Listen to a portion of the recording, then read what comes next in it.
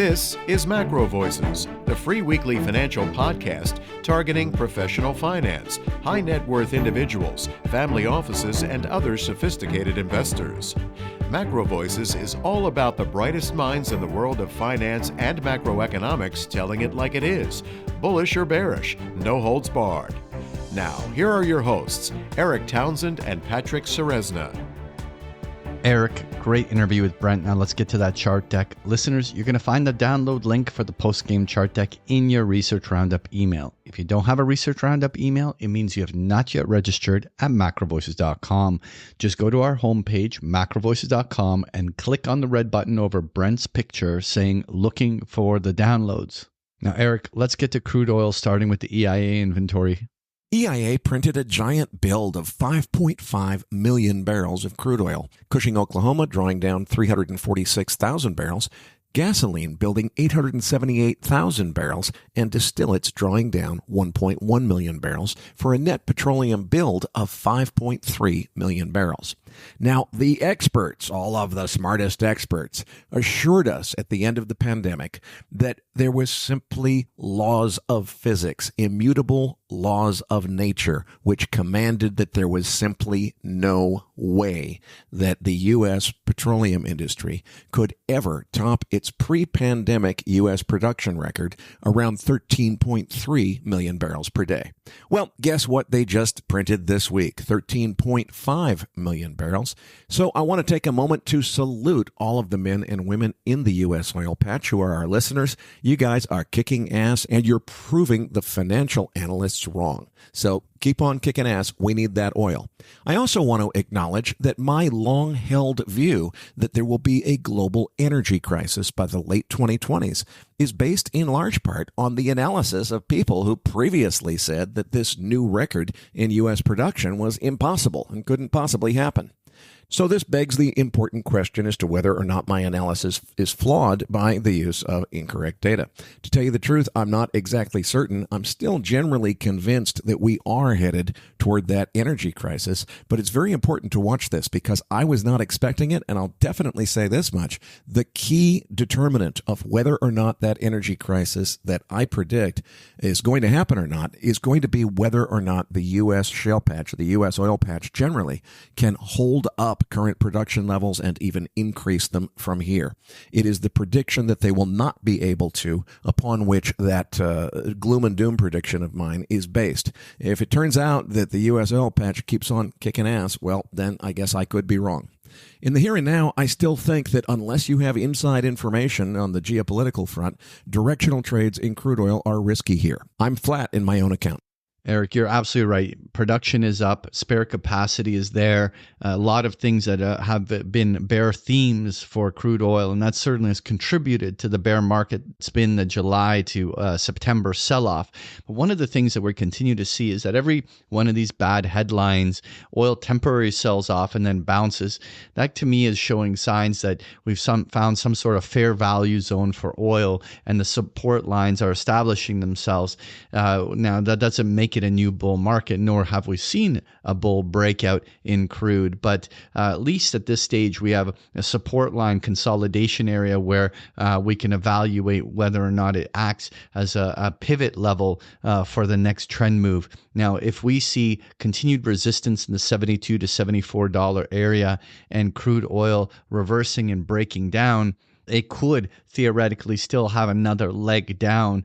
And that's why I think that the 72 to 74 area is going to be key, because the bulls would at this stage need to keep sustained price action up in the mid 70s to start showing technical signs of a potential bull reversal. And so we're trading right at a very critical level. Now, Eric, let's talk equities. Well, as I've said before, I'm convinced that the Fed has become political, even though they claim not to be, and I think that they're going to do all that they can to avoid a big market sell-off before the election.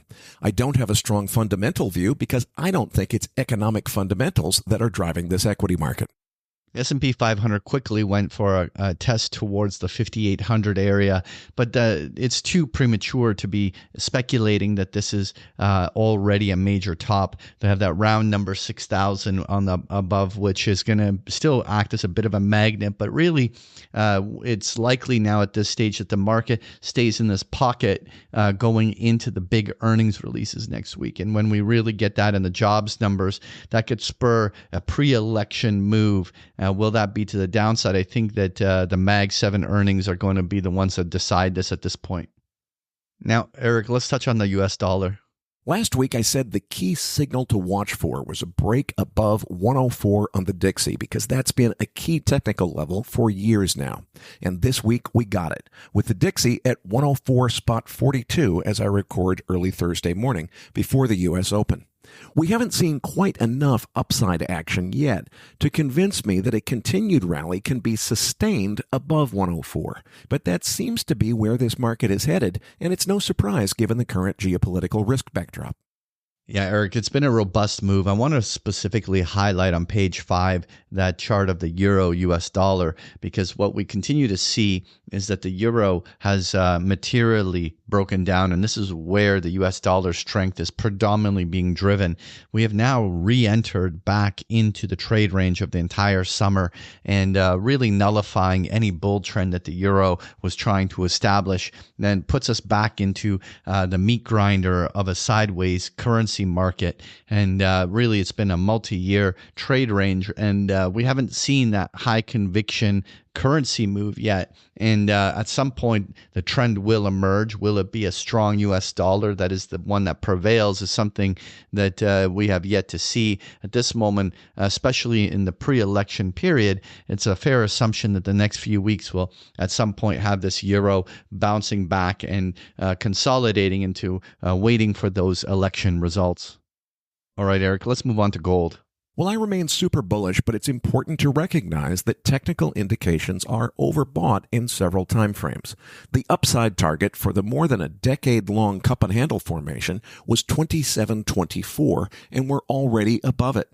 Quite a few posts on X and elsewhere have suggested that investor sentiment is that a Trump win on the election is super gold bullish. But frankly, I think that's personal political bias that's entering into the discussion there.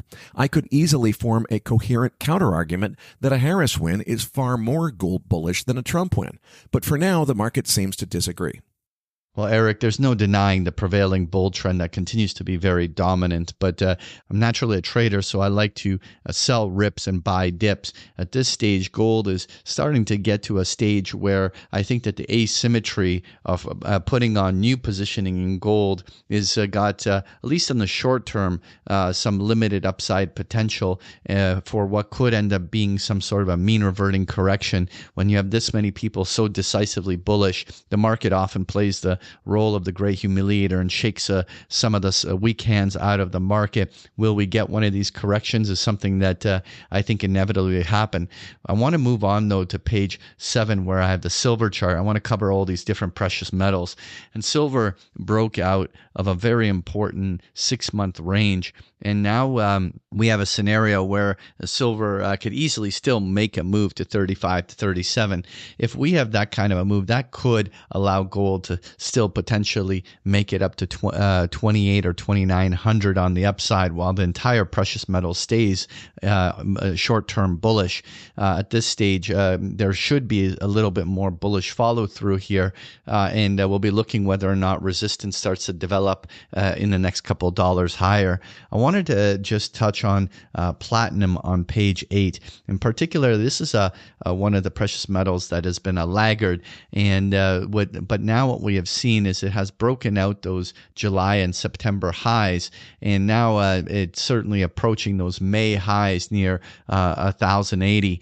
And so will we see a new follow-through on platinum, and is this a new bull phase here? Well, certainly starting to look like that as all the precious metals are breaking out together. And the last one is a palladium chart on page 9, where you can see that it was in a trade range all year. bear. And we now had a bull breakout that has definitively now started some sort of a new bull trend. This is probably one of the more interesting charts that seems to be at the beginning starting blocks of a potential new trend. So let's see whether this can continue. All right, Eric, let's move on to uranium. After an epic 40% rally off the September 6 lows in some of the uranium mining shares, we're finally seeing that predictable pullback. I say it's a buy the dip, and this uranium market is only just getting started. But there are still gaps on the charts well below the market. So don't be surprised if this pullback develops into a proper correction before the bull market resumes. Yeah, Eric, to speak to that uranium equity rally, on page 11, I have that uranium ETF URA, and what you can see is that extraordinary 1 month rally that we've seen that has traded right back up to the summer highs.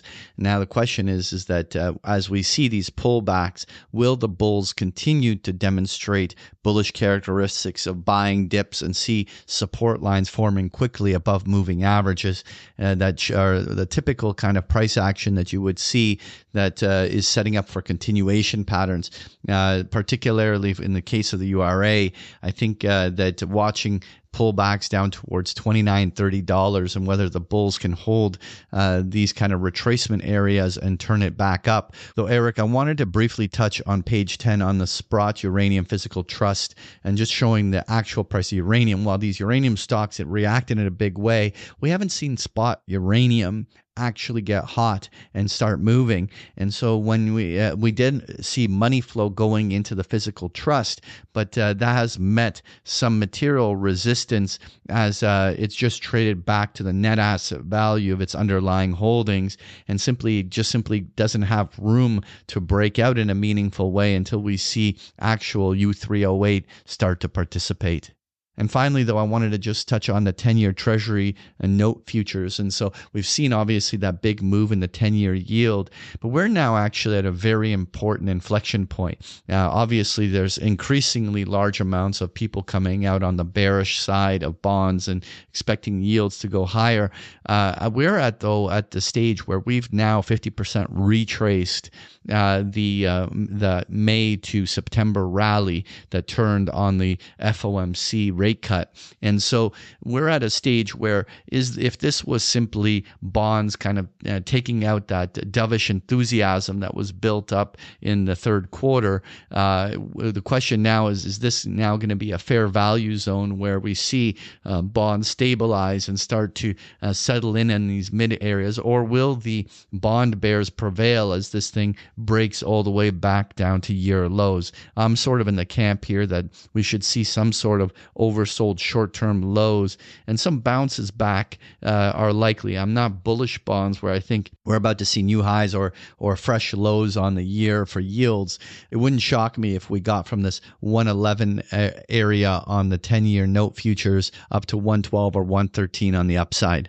Folks, if you enjoy Patrick's chart decks, you can get them every single day of the week with a free trial of Big Picture Trading.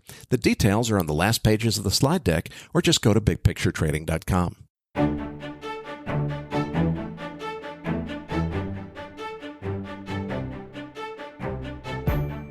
That concludes this edition of MacroVoices. Be sure to tune in each week to hear feature interviews with the brightest minds in finance and macroeconomics. MacroVoices is made possible by sponsorship from BigPictureTrading.com, the Internet's premier source of online education for traders. Please visit BigPictureTrading.com for more information. Please register your free account at MacroVoices.com. Once registered, you'll receive our free weekly Research Roundup email containing links to supporting documents from our featured guests and the very best free financial content our volunteer research team could find on the internet each week. You'll also gain access to our free listener discussion forums and research library. And the more registered users we have, the more we'll be able to recruit high-profile feature interview guests for future programs. So please register your free account today at macrovoices.com if you haven't already. You can subscribe to MacroVoices on iTunes to have MacroVoices automatically delivered to your mobile device each week, free of charge. You can email questions for the program to mailbag@macrovoices.com, and we'll answer your questions on the air from time to time in our mailbag segment. MacroVoices is presented for informational and entertainment purposes only. The information presented on MacroVoices should not be construed as investment advice. Always consult a licensed investment professional before making investment decisions. The views and opinions expressed on MacroVoices are those of the participants and do not necessarily reflect those of the show's hosts or sponsors.